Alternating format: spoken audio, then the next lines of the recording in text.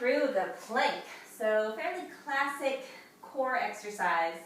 It really is a wonderful one to do. Works on both the endurance and the strength of the core muscles and incorporates the full core. So working all the way from the shoulder through the lats, getting all of the abdominals and the back muscles as well as the glutes engaged. You can do a plank on your knees. You can do a plank on your toes. The knees is the first version. You'd want to make sure that you have good format and can build up time. And then progressing to toes, as toes is certainly more difficult. You're holding a longer lever. You're holding up more of your body weight. It can be done on the forearms, on the elbows, or up on the hands. I usually call the hand one a high plank. A little harder on the wrist. I like to have most people do their planks for their core on the forearm. So for this one,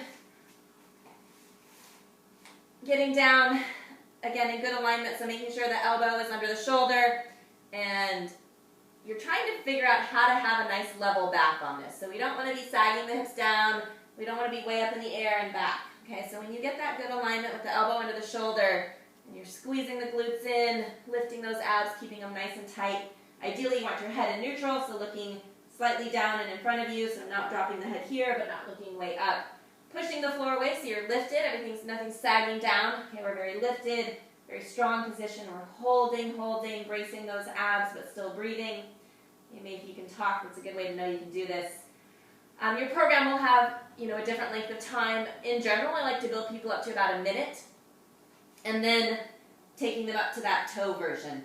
Okay, so again, finding that nice solid plank position, so that level back, pushing the floor away, abs tight, glutes tight, putting pressure out through the feet.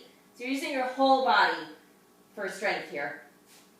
Okay, you can also combine those two, meaning, for example, if your program is trying to get you up to a full 60 seconds and you can do 30 seconds on your toes right now, and then you finish out the 30 seconds on your knees, and you just slowly build up the amount of time you can do at the more difficult level. So again, the plank, classic core exercise, but it really is a great one.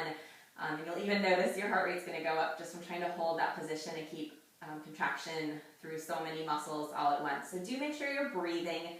You really do want to practice engaging the core while being able to breathe and talk. It's a great skill and one that takes a lot of practice for most people.